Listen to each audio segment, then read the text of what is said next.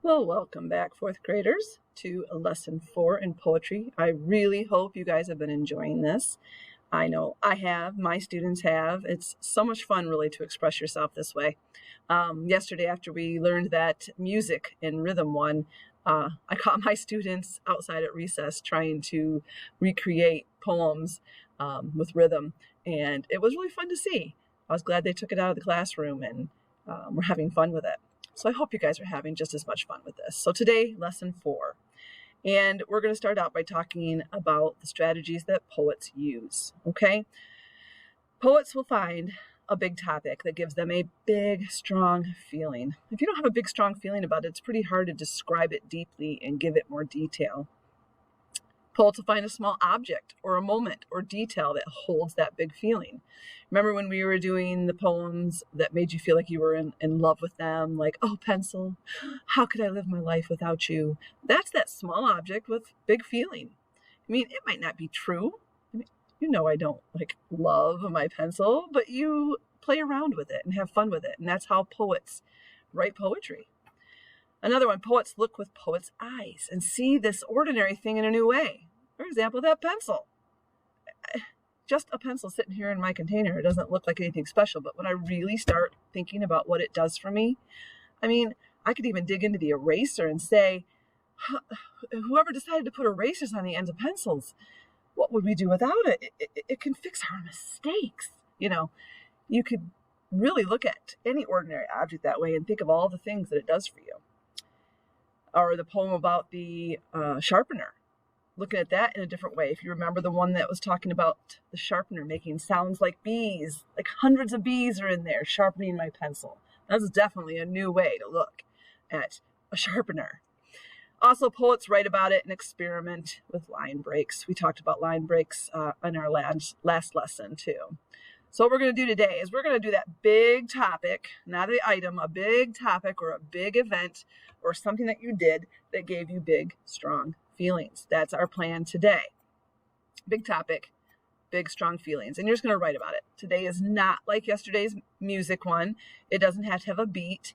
It's going to be something I want you to dig a little deeper into, write more about, so not a short poem, and tell me everything. Really get into the feelings of that event or activity. So let me give you an example. Going to the beach. I mean, there's more than just going to the beach. You know, there's things that you feel when you're at the beach or you see or you experience. So let's read this one together. Standing by the ocean, listening to the waves, I dig my toes into the sun-warmed sand and wiggle them. Wiggle, wiggle, deeper into the sand. We'll stop for a moment. Hasn't everyone here had this experience when they've first gone to a beach? Don't we all stand there and dig our toes down into the sand and wiggle them? I don't know why we do that, but we all do that. You know that. So here's how this poet took it and put it into poetry. The feeling, the activity. What were they doing? How did it feel? Let's read the next one. Can you hear the seagulls? They fly over my head, dodging over the waves, riding the wind, floating, floating on the air. So this poet is doing a little bit of some repeating. Notice in the first stanza we had wiggle, wiggle. Then we have floating, floating. It's not rhyming or anything. It's just adding to the poem. Next, the beach is so beautiful, so relaxing. Wish I could stay here for all eternity, forever, forever, standing by the ocean. So this author's big idea or big event was going to the beach or going to the ocean. And then they took it and really talked about it. The first stanza, wiggling their feet in the sand. Next one, the seagulls.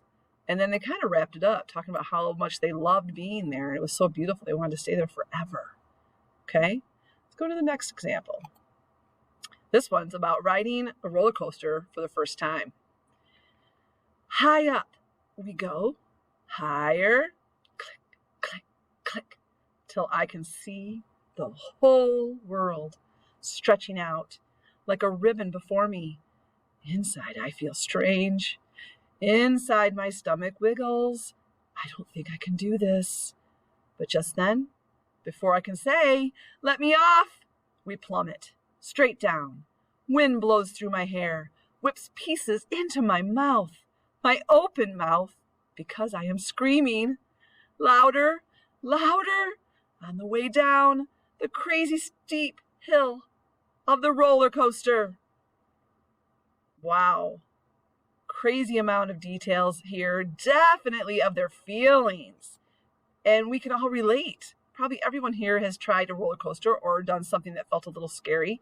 And look at this. Inside, I feel strange. My stomach wiggles. I don't think I could do this.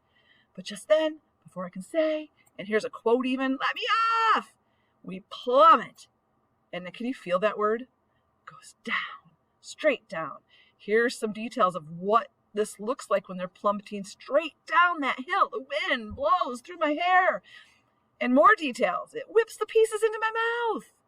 Wow, that's some major details. If you really think about it, it put me right there on the roller coaster thinking about my hair blowing around and now it's in my mouth.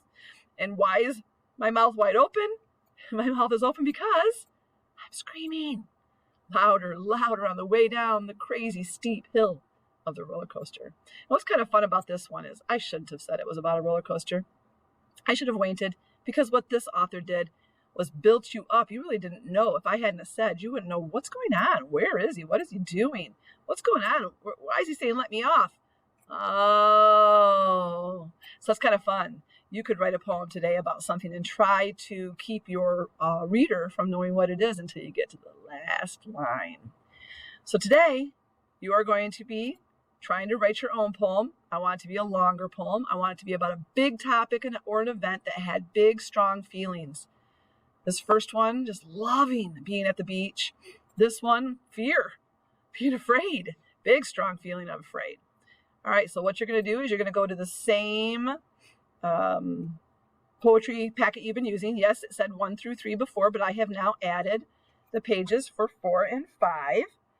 And today is lesson 4, and I want you to just start writing.